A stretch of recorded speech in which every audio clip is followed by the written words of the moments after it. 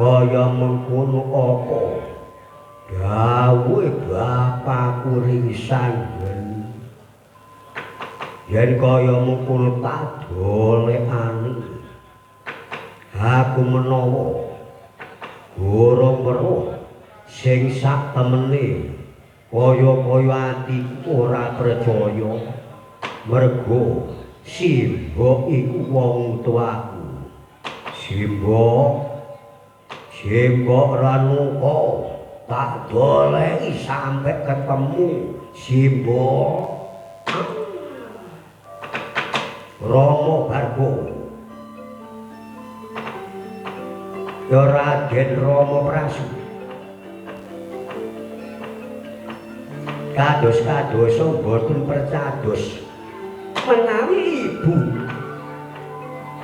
Ranuka ingkang andhar beni sedheng lawan wong liya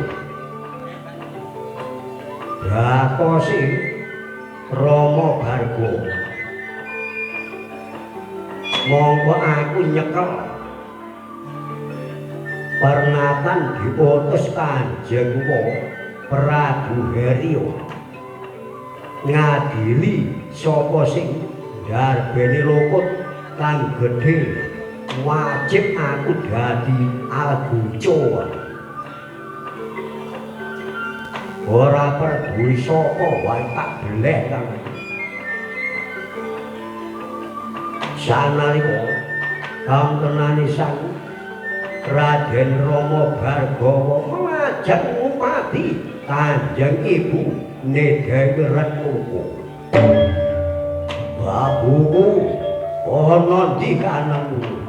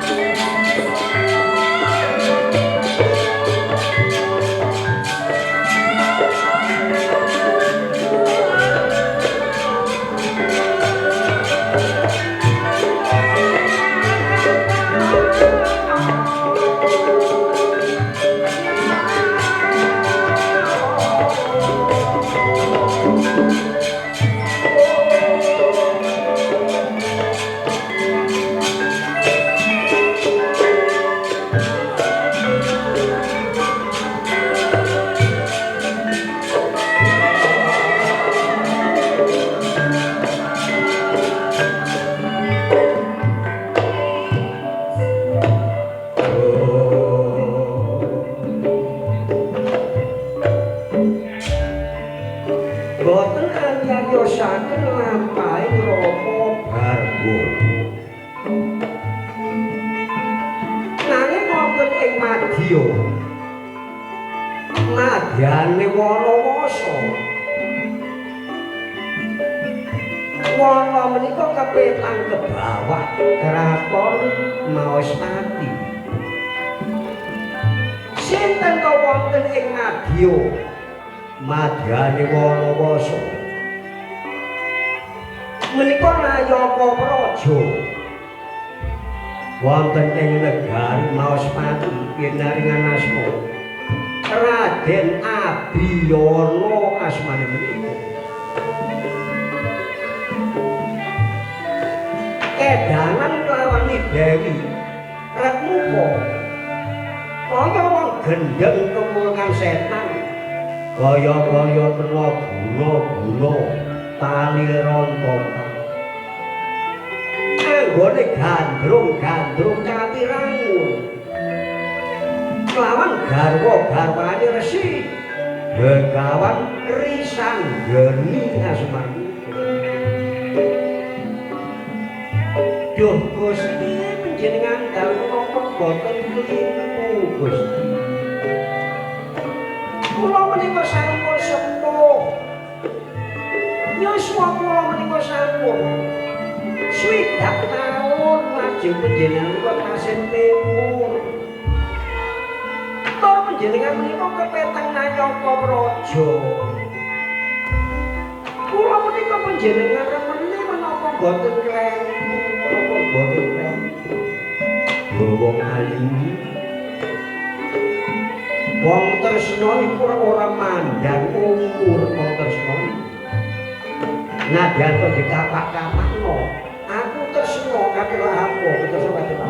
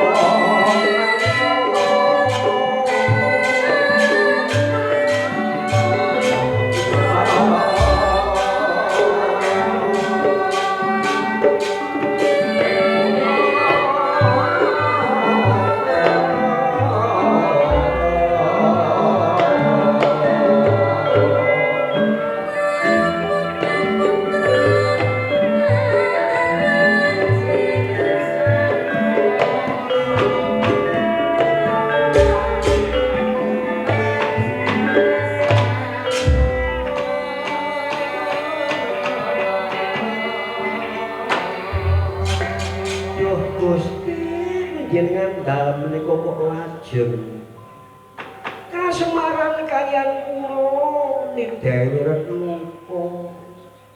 Kula menika sampun sepuh.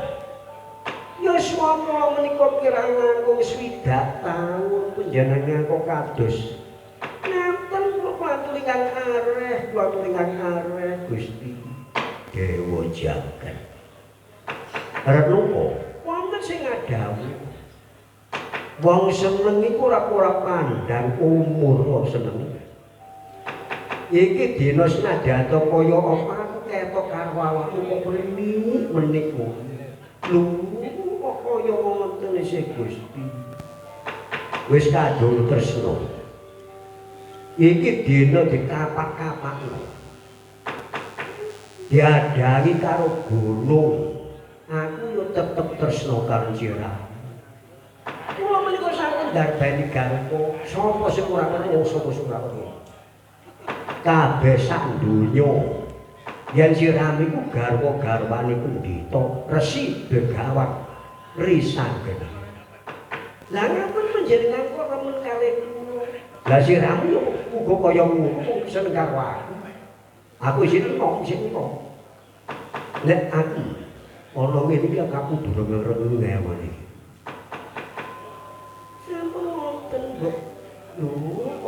lho aku kok koyo ngene.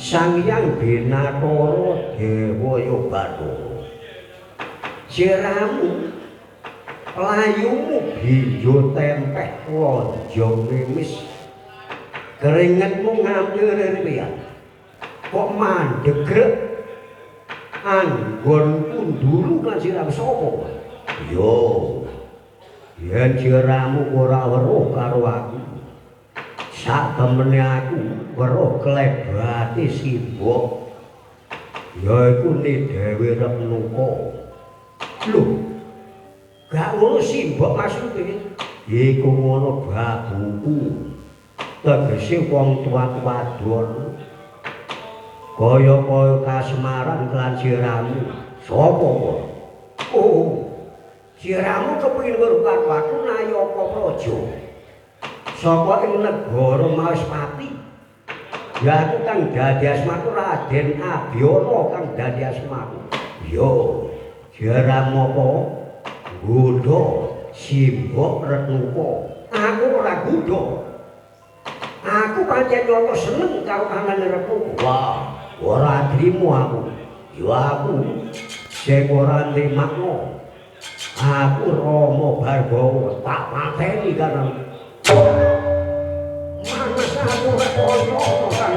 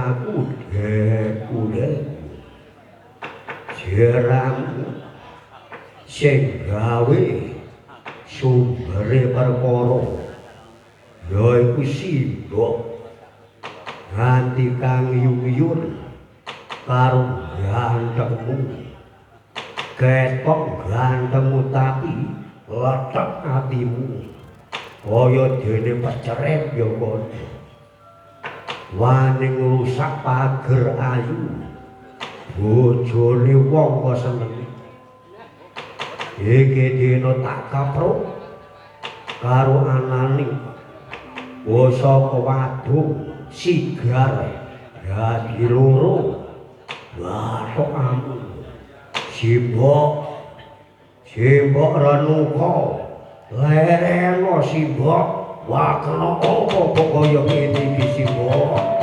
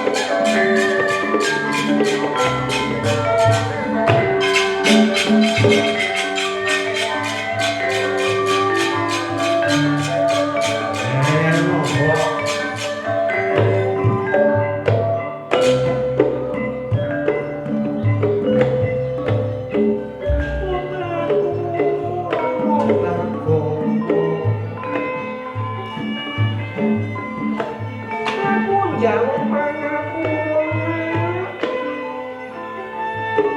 kocok kenapa ibu lumpuh nadene keluputane bumulan kok paringi pindara kaki monggo lilo legowo menawa aku mbok hukum mati ora dadi apa-apa kok Bargowo simbok ora ngira aku ngomong karo simbokku dhewe nganti tumangkane pati aku gak mentolo aku eling ora ono aku mriko sing lairno simbok penting mo siramu dosa iso tetelan nggonmu dadi satriya kang sejati ora mentolo aku madeni karo Rikowo mundura dhisik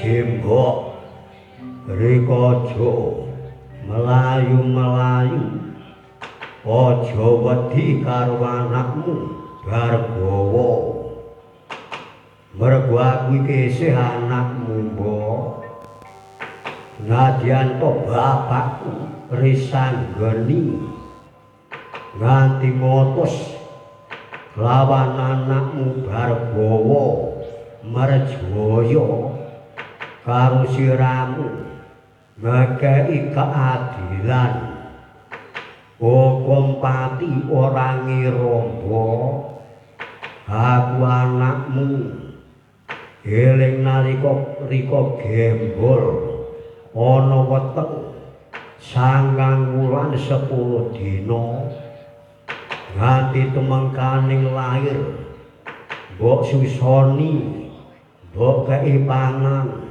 nganti tumengkane dewasa sing kaya ngene iki ora ngono ora kaya ngono aku pancen luput ora kaya-kaya ya mbok menawa siramu mateni karo aku ya monggo nadyan to siramu kaya apa ya uga kepitung Nayaka Praja siramu dadi Argujo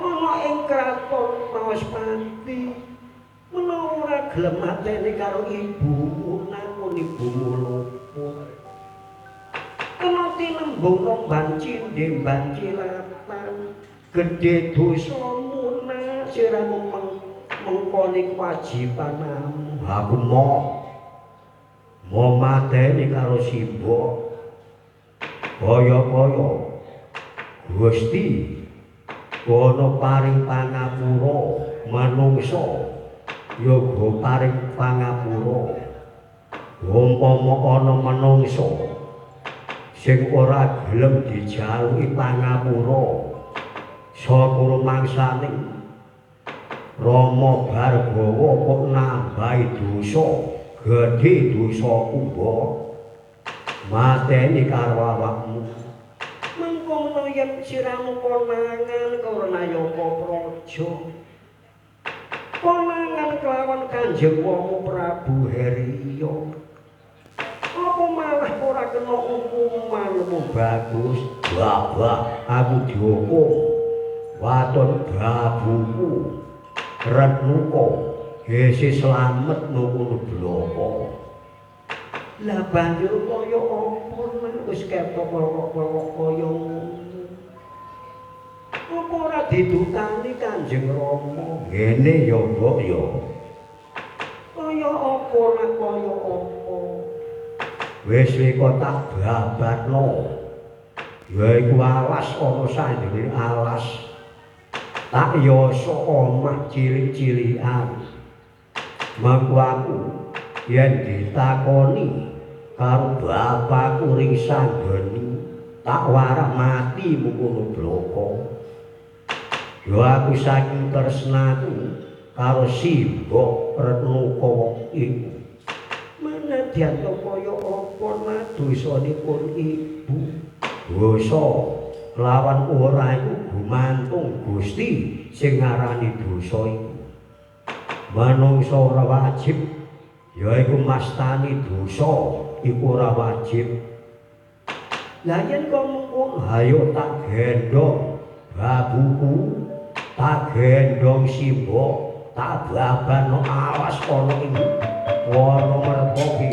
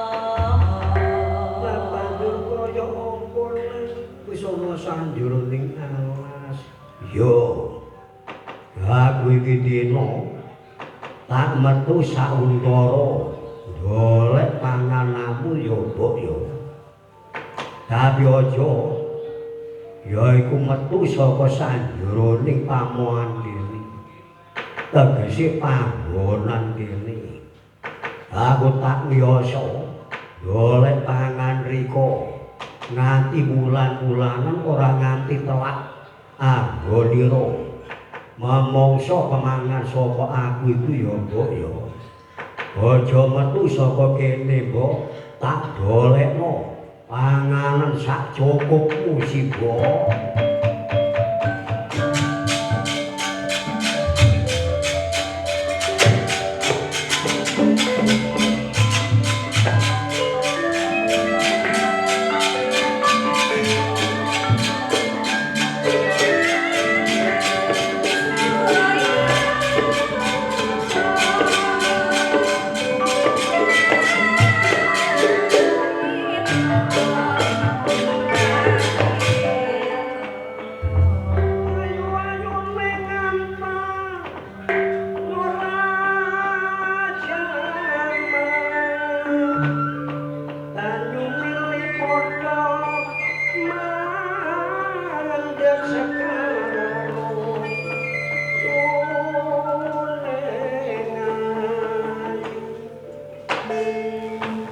Gusti kula nyuwun gong samudra pangapsana. Kula menika nglangkai angger dosa ageng. Menawi panjenengan boten kersa kula angger kula nyuwun pangapura mbok kula menika dipun sendal marang Gusti kula nyugung samudra pangapsana. Ne Dewi Retnu sampun nyuwun pangapura kaliyan Gusti ingkang akarya jagat. Kaya-kaya panuwuning Retnuka den krami lan dewane sampun piyambake ngrumaosi luput mila piyambake rina lan wengi anggone nyuwun pangapura kemawon. Nanging wonten ing lebeting loro tegese ana sanjroning ati. Cuma becik aku ora urip ana ing alam donya. Mau manggonku tumindak sing ala nganti kawruh saka ing manca negara. Mindane ning suwe. Apa sing dadi nanahku kene? Luwih becik aku tak sodok slira ya aku. Sanalika kantenane Dewi Retnuka mondhok pusaka duwe ligan kanggen kuwi. Sinau den asta den sundhepaken wonten ing angga anggane bedak remplu pecah geblak kidul apa.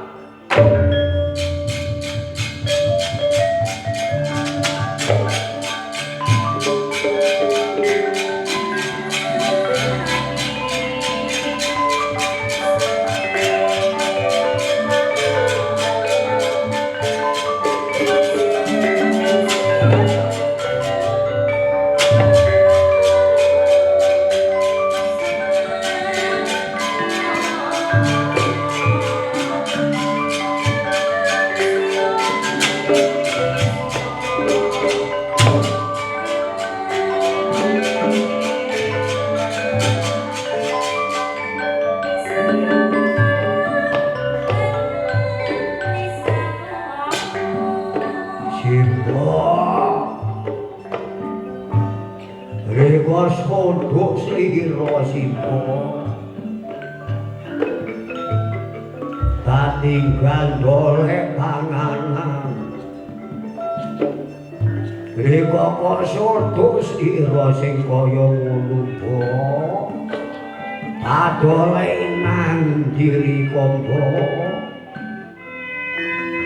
aku borong sapira ngabekti karo wong tuaku.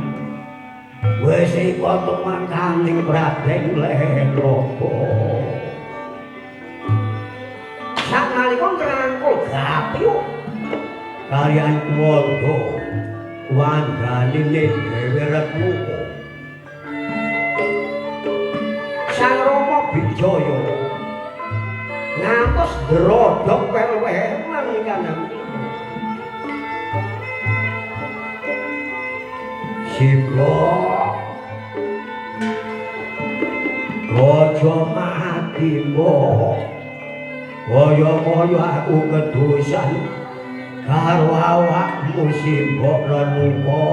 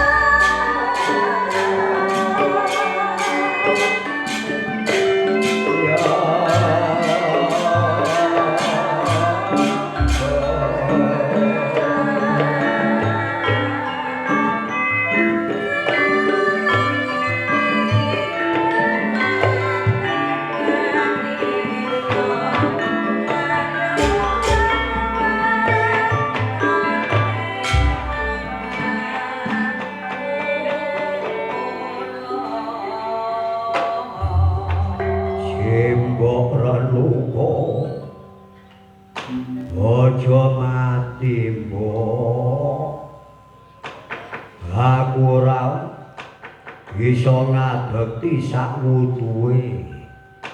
Aja mati dhisik Simba.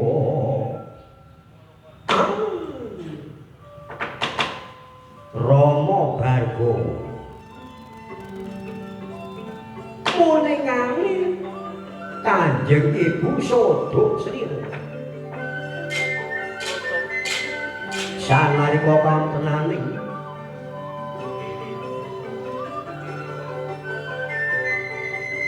Gro kekuwataning Raden Rama Barga. Yen kaya mengkono Simba, mriko tak slametno ya riko. Aja nganti mati riko kesasar. Mergo mati riko iku bunuh diri. Akeh-akeh wong bunuh diri iku mati kesasar. Ora ngerti papan panggonane Simba. Tak sampurnakno pati riko ya mbok ya. Sanalika kamtenaning Rama Barga sendhakep asta sing tunggal.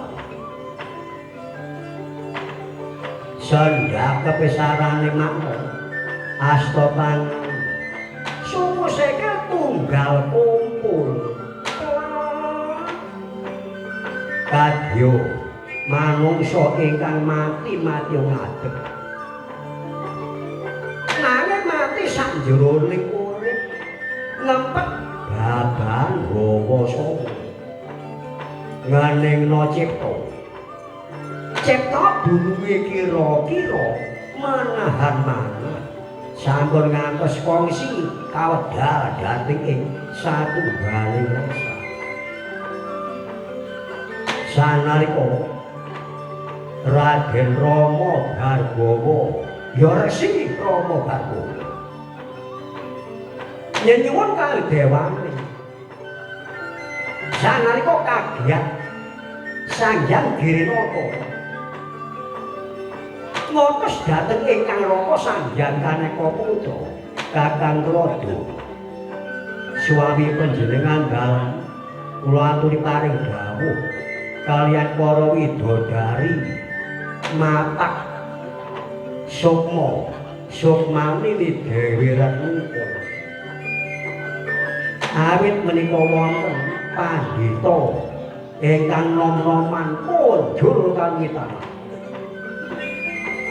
Benjang ing tembe Rama Bargawa menika boten saged pejah. Dan unggahaken wonten ing kayangan Jonggring Sraka dados dek jangkepe para dewa. Mila Sanghyang Girinata boten pantun nampik menapa ingkang dados sedya. Nadyan to kapetang ni Dewi Ratnuka menika gadah dosa ingkang langkung-langkung agung. Nanging sampun den akoni sadèrèng pejah. Nyuwun pangapura kan Gusti ingkang akarya jagat.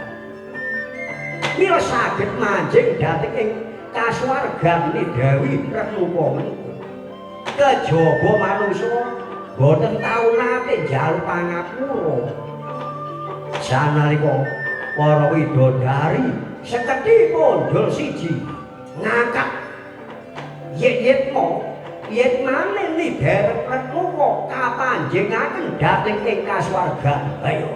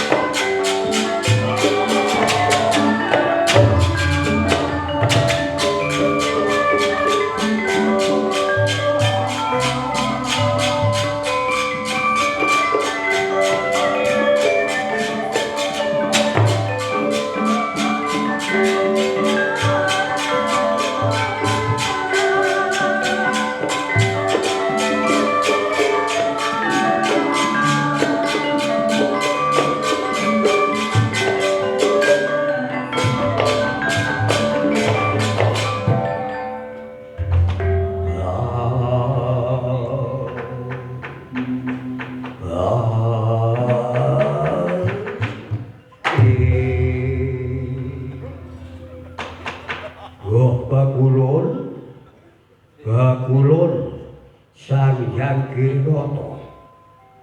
Aku iki dina sumpah disekseni jagat sak isine. Diseni geter karo pater. Diseseni dina 7 pasar 5. Iki dina aku sumpah. Waduh. Satriya sak jagat tak mateni kabeh satriya.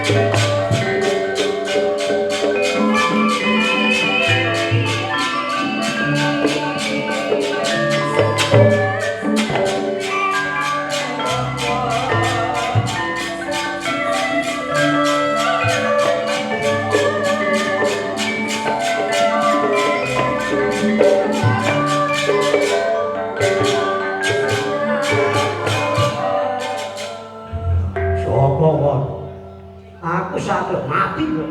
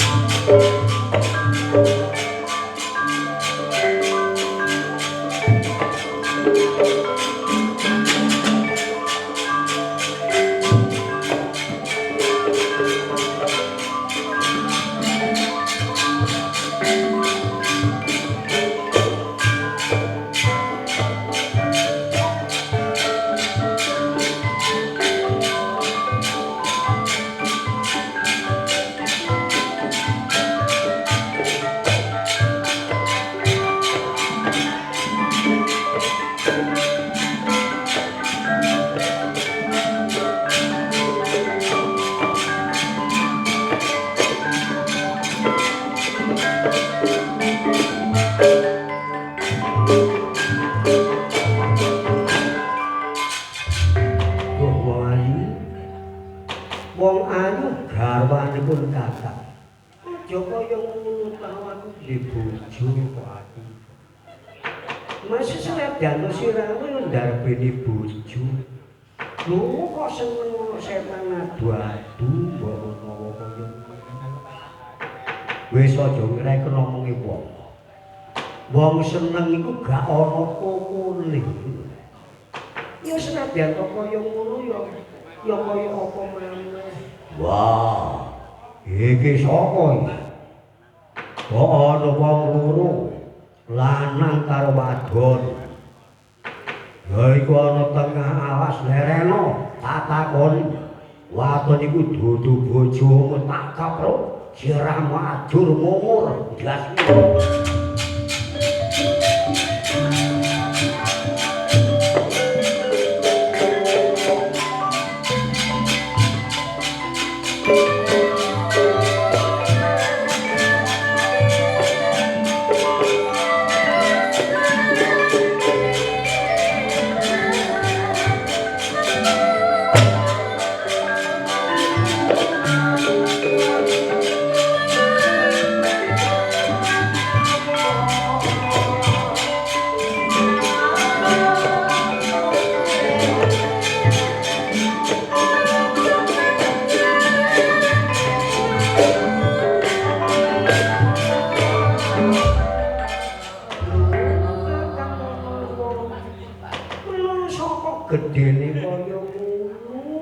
gedhe. Ndarbene godhe kok simbar. Nai rambute kok luwe-luwe kaya ngono baguse ora jaman. Ya wis jarno ae jarno ae. Sapa kon? Kon sapa? Yen pancen aku takon iku kudu diwangsuli. Jeramu wedok karo wong lanang ana tengah alas. Kon seneng-seneng ana tengah alas. Iku bojomu tak duduk iku. Sama sing suri. Ya yen pancen nyotok iki sakjane sak temene ya aku ndek bojo.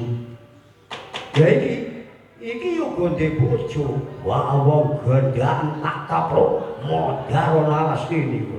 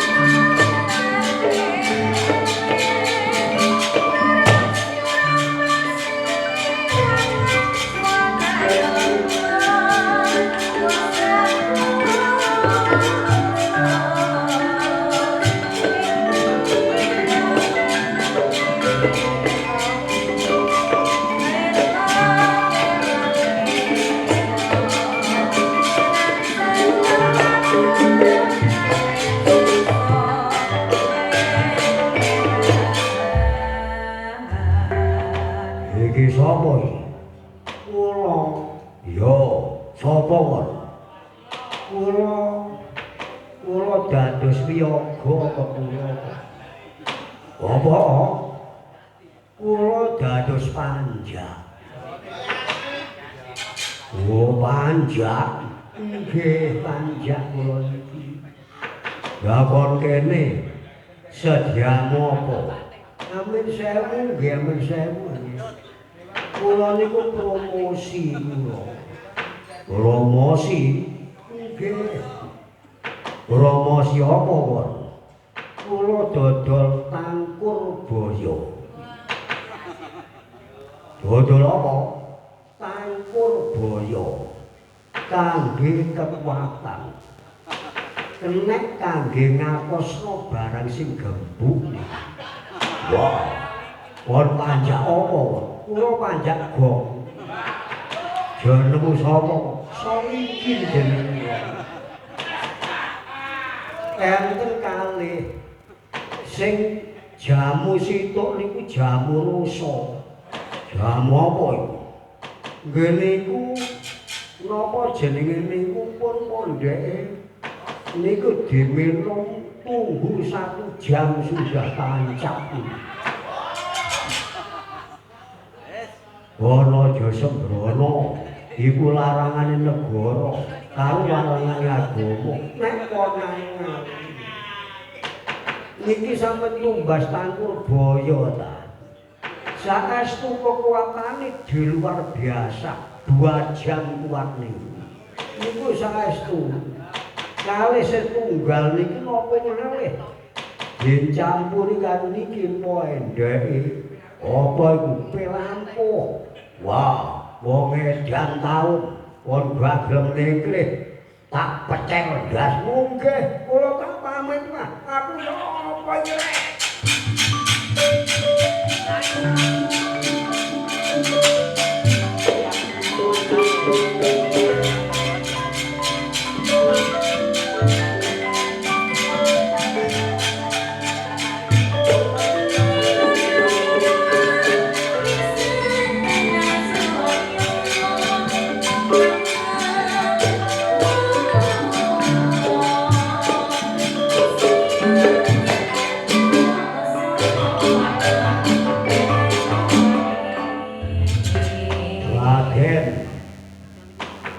wong sing kurang tata yaiku sing seneng karo gendaan sing seneng karo wong wedok liya iki aku ora nrimakno tak golekane ana satriya kang gandengan burung samedi wae tak kaprok karo pusakaku modar kananmu.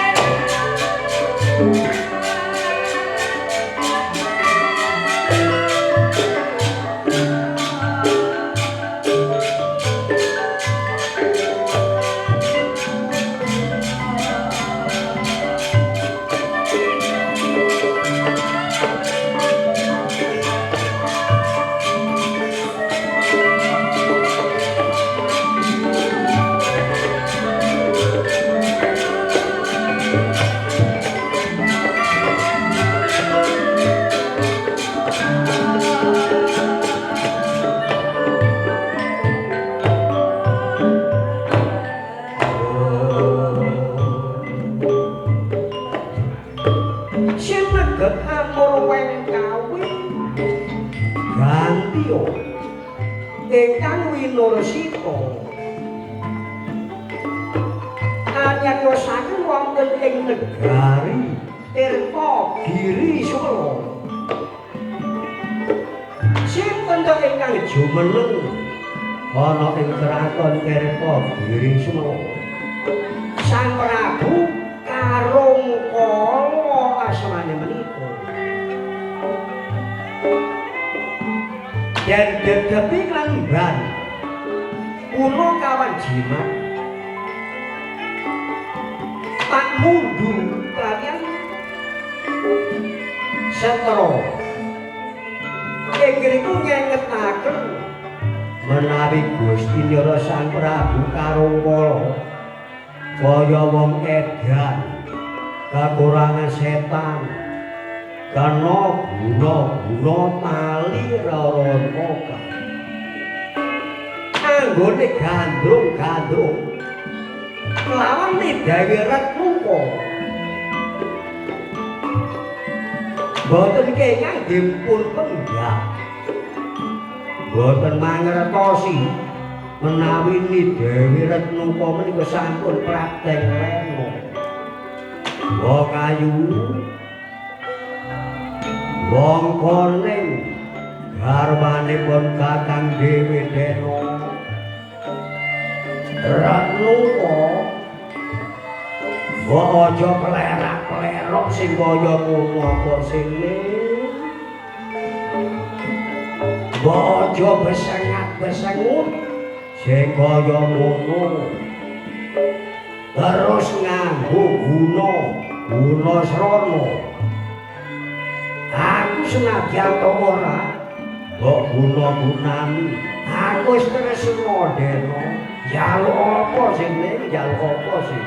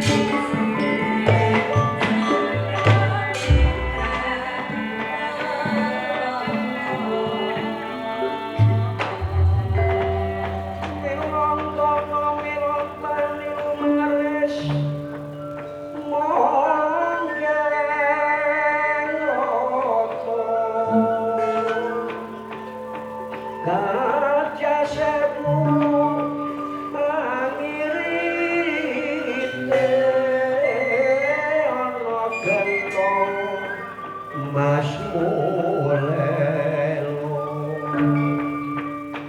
opo kang mangkino pengan kadeng neki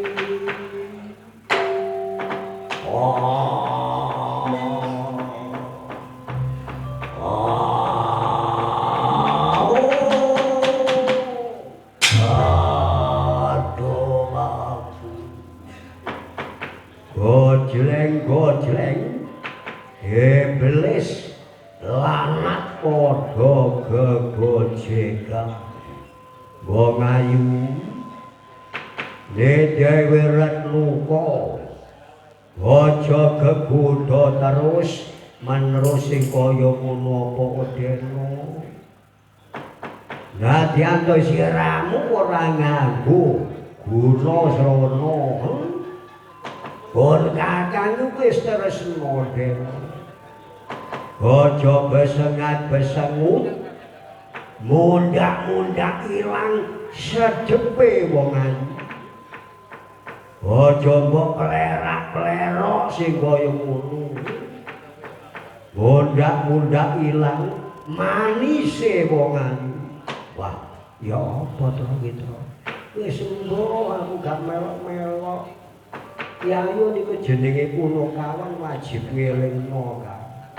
Nggih, Ndoro. Dheweke niku ndhedepi kantrean, Ndoro lagi kulo. Kula bapak niku undu. Samet sanes. Gusti kula ayu retno retmuka, Ndoro. Hah? Jaluk apa siramu? Nanging siramu kudu bisa tak polo-kromo Duh Gusti nek dhewe muka menika sampun gadah bojo tegese sampun kagungan garwa garwanipun nek dhewe muka menika pandhita saking Jatisarana inggih menika paparapipun begawan risan geni Gusti ora peduli bojone tak matenani yen wis bojone modar tak garwa dhewe kan nggih nek ngoten niku kok wetanganipun kok nyawani pernatan ngrusak pagerayu pinter pon yo karo aku Drogone meneng lho to ayo delingno gak kena wong ayu wong kon ning garwanipun Kakang Dewi Deno Ratnuko aja klerak-pelok sing kaya ngono sini mundak-mundak ilang manismu wong ayu jaluk apa sing jaluk apa jaluk kalung gedene sak rantening kapal yo tak tukokno yo pasti waton nyoto siramu kersa ndak polo-kromo ngono ora ngono sing mantuk ngono jaluk bigel sing bobot pirang kilo tak tukokno demo aja kuwatir waton nyoto siramu kersa tak polo-kromo mengkono bloko oh Gusti watu render enak jaluk dikundang yo aja kuwatir wong ayu waton kersa tak polo-kromo jaluk dikundang yo tak undang yen jaluk dikundang maju yen wis maju tak pondong cemot banjur ning ndak undang ning taku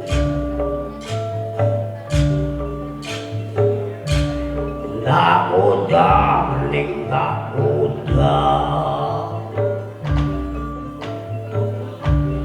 ndak undang ning taku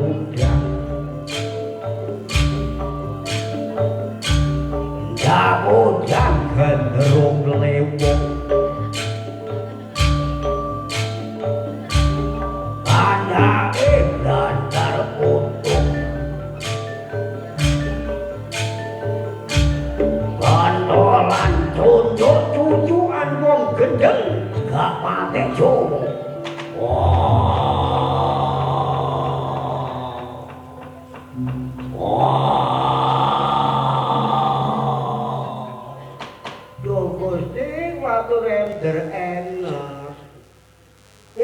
panjenengan tresnan menika sampun sedo. Heh?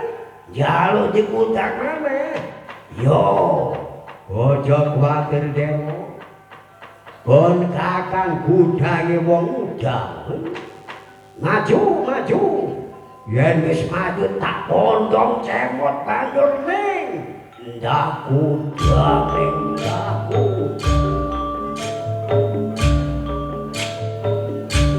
Ndaku dang ning ndaku dang.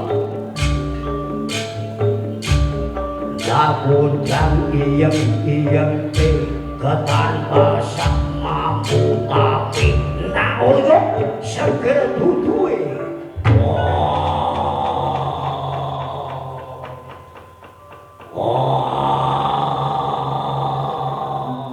Ngaco yo matek.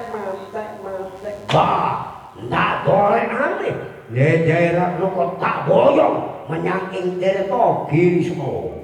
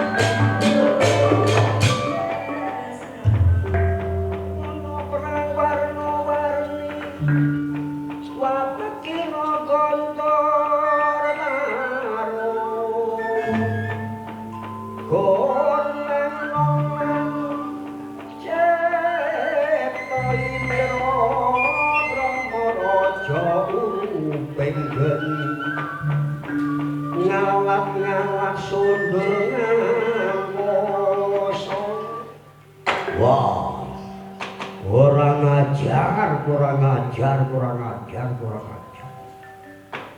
Gorong melaku segendong suwini. Mong sajangkah suwini. Ketemu manungsa gedhe dhuwur nganggo godheng simbar. Rambute nganti ana ing guntul. Ora sapa? Yo yen pancen nyata siaramu gorong weruh karo aku. Aku Pandhita Wulandara. Tegese Pandhita Wulandara iku ora duwe papan, ora ndarbeni panggonan. Ya aku iki ya iki Resi Begawan Rama Bhargawa. Lah kepala setiamu sok nyopo? Aku golek wong sing seneng karo wedokan, sing ngawur gawar nyenengi bojone wong, iku sing tak pateni. Mergo aku rasa-rasaning atiku eling sing dudu-dudu mateni menungso sing ngrusak pager ayu iku. Wah. Kene ya Rama Bargawa. Yen nyata siramu gorong weruh karo aku, ya aku ratu saka ing tirta Giri Sumala. Ya aku Prabu Karungkara.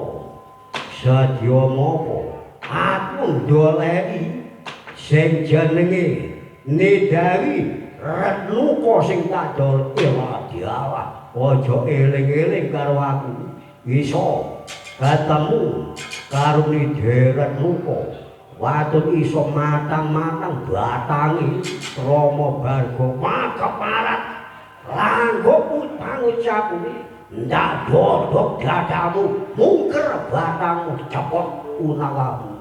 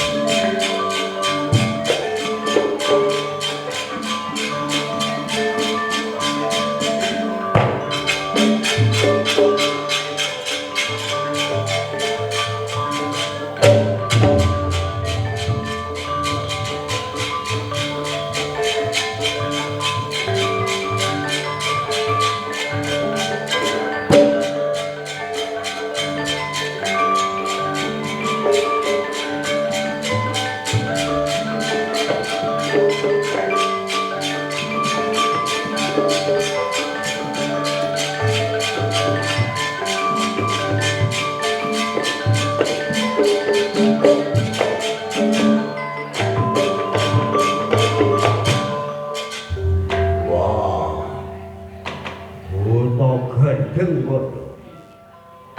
Wani ngrusak pager ayu. Iki dinaja takon dosa tak sigar blasmu dadi loro keparatku.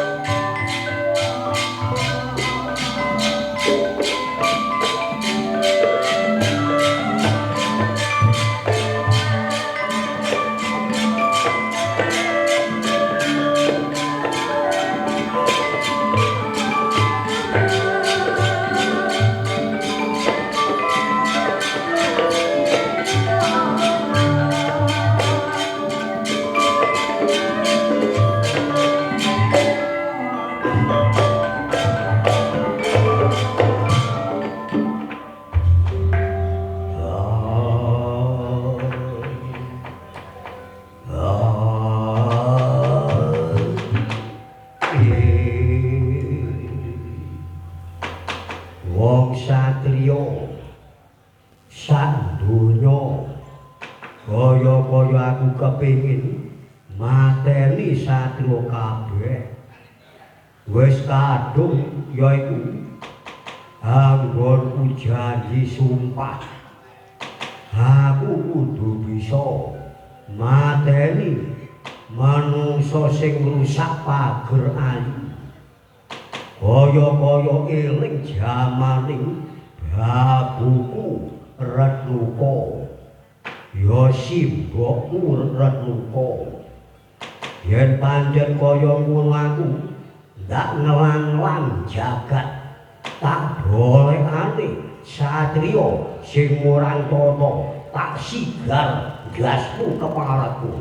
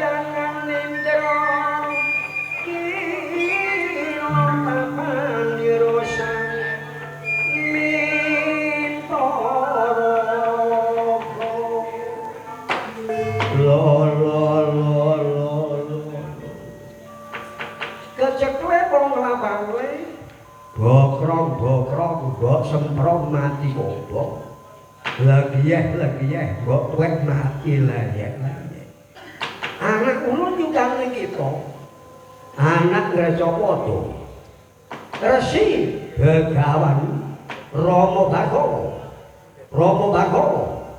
yo dewaku dewa sapa won kula niku kebayane langit juru basa ing Suralaya jaring Yayi Guru iki dina sirahmu leren ora kena mbok terusno anggon genting buru sengit lan Raden yaiku putra-putra Nalendra Raden Nayaka Praja lerenono mergo iku ana sing ora duwe salah ora duwe luput mbok percaya apa ora dosa gedhe ana jeneng kita iki yo yen pancen kaya mengkono bakulun sanjangkane putra iki dimaku goleki satriya kang sing murang tata wani ngrusak pager ayu tegese nyenengi bojone wong aku kaya-kaya ora lega ora lila waton ora ngapruk ndase menungso leren dhisik nadyan kaya apa sunat siramu ora kersa nglereni satriya sak jagat iki kumpul blek ora bakal menang anane kanu jeneng kita iku kula bukane iki dina arep sawetara besok menawa yaiku putra saka ing kraton Maospati ana kraton Maospati putra-putrane Prabu Kartawirya kang aran Rejuna Wijaya angin ana jaman telung jaman iki jeramu bisa antuk tanding kadigdayanmu Rama Bagara apa kena dipercaya omongane kakek Punrada ora kena kaya dipercaya kena apa ulun iki dewa putusane Yayi Guru yo yen kaya ngutak entenane yaiku putra-putrane Prabu Kartawirya kang aran Rejuna Wijaya iku tanding tak entenane ana ing lawan Wijaya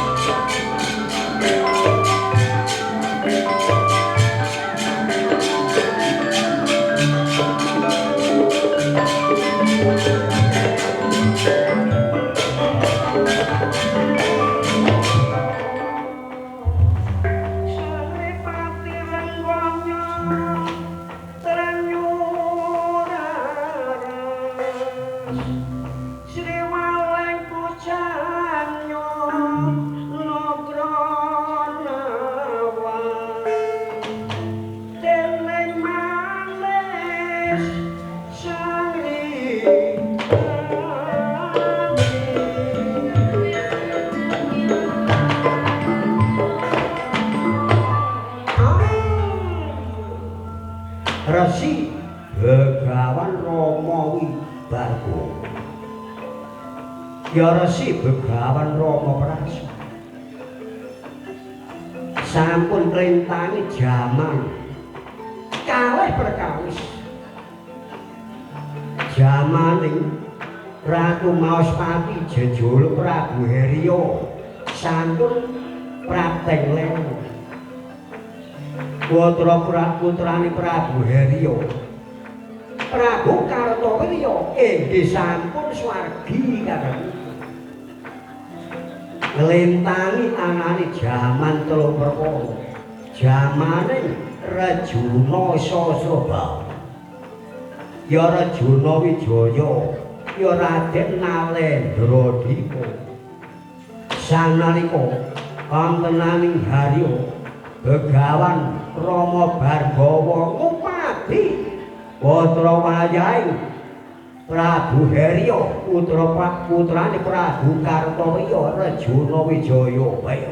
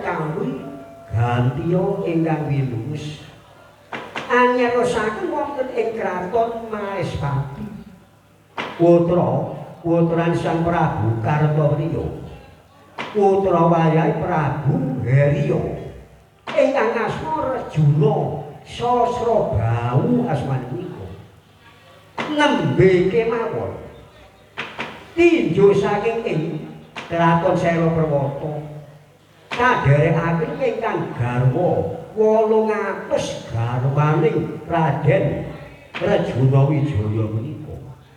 Ing ngriku midhangetaken Oceng Kukila ingkang samya dodok-dodok wonten inggiling Mandera.